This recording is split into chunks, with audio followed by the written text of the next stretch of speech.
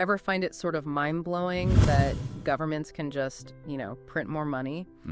While something like Bitcoin has this, absolute hard cap. Yeah, it's a really fundamental difference, isn't it? It is, and that difference, it feels like it hints at a major financial shift. It absolutely does. Yeah. And that contrast is exactly what we're diving into today. Yeah. We're exploring the key distinctions between traditional money, fiat currencies like dollars, euros, and cryptocurrencies. Yeah. Using the info you shared. Right. So the goal for you listening is to really walk away with a solid handle on these differences. We want to cut through the headlines, Get to the core concepts. Exactly. Get the essential knowledge without, feeling overwhelmed by finance jargon. And the sources you sent over are great for this. They really lay out the basics clearly, letting us unpack these two kind of different financial worlds. Okay, good. Let's get right into it then.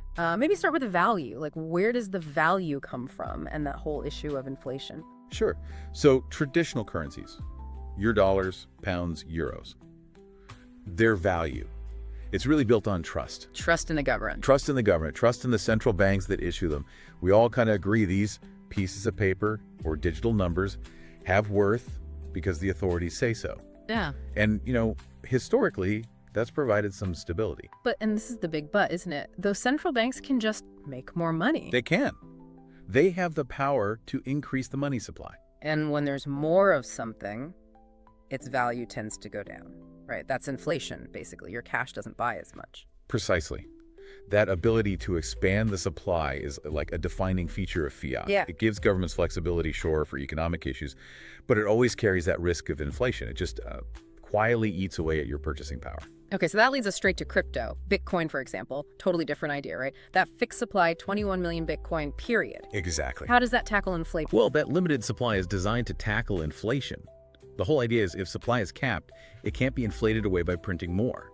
So theoretically, if demand goes up, the value should hold or increase. It's about scarcity, but also about taking control of money creation away from central authorities. A pretty revolutionary idea compared to fiat. It feels like digital scarcity, almost. One source had that Milton Friedman quote, didn't it? Inflation is taxation without legislation. Yeah, that's the one. A powerful way to put it. Yeah, it really frames crypto as maybe a way to avoid that hidden tax, as the article put it. It does, and you can see why that appeals to people worried about, long-term government money policies. Yeah. The story you mentioned about your friend Khaled. Oh, yeah. Losing 40% of his savings value to inflation, it makes it real. It really does. And then his neighbor, Saeed, who put some savings into crypto and managed to preserve his wealth. It's stark contrast, isn't it? It shows a real-world impact. Absolutely. Okay, so limited supply versus potentially unlimited supply, big difference for inflation. What's the next major split? Control. Centralization versus decentralization. That's another huge one. Okay. Traditional money, it's centralized. Think about it. Your bank, financial institutions, government regulators, they control the system. They hold the accounts, verify things, set the rules. Right, there's always someone in charge, which has pros and cons, I guess. How's crypto different there? Crypto aims for decentralization. It runs on things like blockchains, basically shared, open ledgers kept up by a whole network of computers. So no single boss.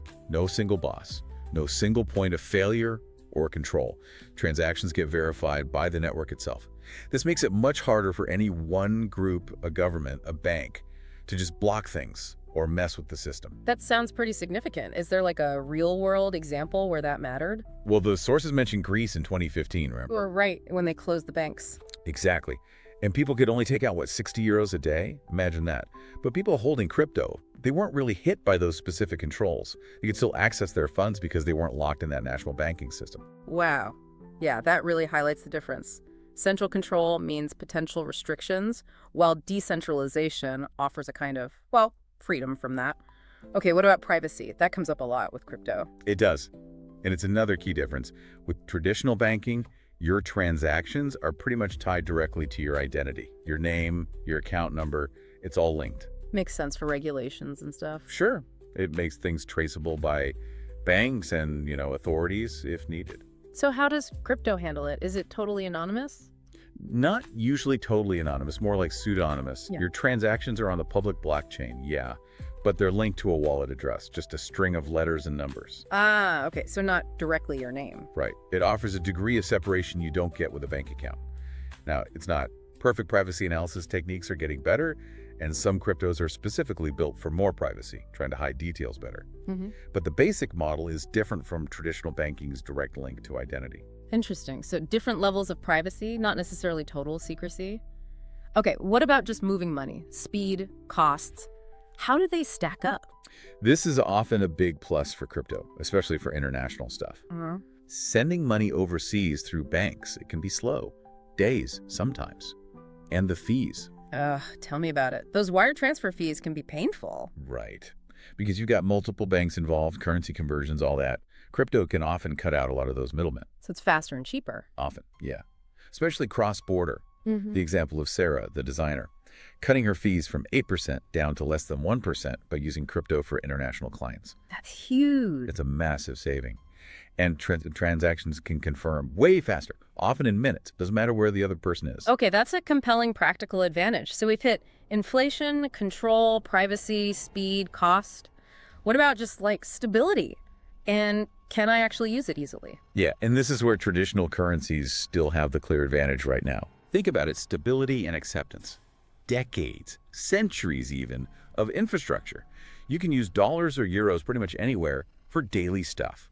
The price is generally stable day to day. Right. Trying to buy coffee with Bitcoin. Still not really a common thing. Exactly. Cryptocurrencies, they can be really volatile. The price can swing wildly, up or down, very quickly. That makes them less reliable, for now anyway, as just stable money for everyday buying and selling. Which is why many people still see them more as like an investment asset. Got it. So traditional money wins on stability and everyday use for now, while crypto has these potential upsides in other areas. Okay, so if we pull this all together, what's the main takeaway for people listening? I think it really comes back to that Robert Kiyosaki quote idea. It's not what you have, it's what you know. Understanding these differences, like really understanding them between old money and new digital money, is just crucial now. Why crucial? Because the financial world is changing. This knowledge helps you make smarter choices about, well, your money, how you save it, how you send it, how you think about its future value. And the sources even hinted at a next step, right? Something about needing a secure crypto wallet. Yeah, protecting those digital assets. Definitely important. Sounds like a whole other deep dive, maybe. Could be. Okay, so just to recap quickly. We looked at fixed supply in crypto versus expandable supply in fiat and what that means for inflation. Decentralized crypto networks versus centralized banks and governments. Right. The different approaches to privacy pseudonymous versus identity linked. And the speed and cost differences, especially for international transfers. Big potential savings with crypto there. But then also acknowledging, the stability and just plain usability of traditional money right now. Exactly. Crypto's volatility is still a factor for daily use. So hopefully you're getting that aha moment now. Seeing these aren't just techie details, but fundamental differences that could really shape things going forward. They absolutely could.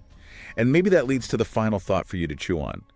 Considering all this, what kind of future do you see? How do you think traditional money and digital money might, coexist or compete down the line? Yeah, what questions does that bring up for you personally? About finance, about your own choices, definitely something to ponder.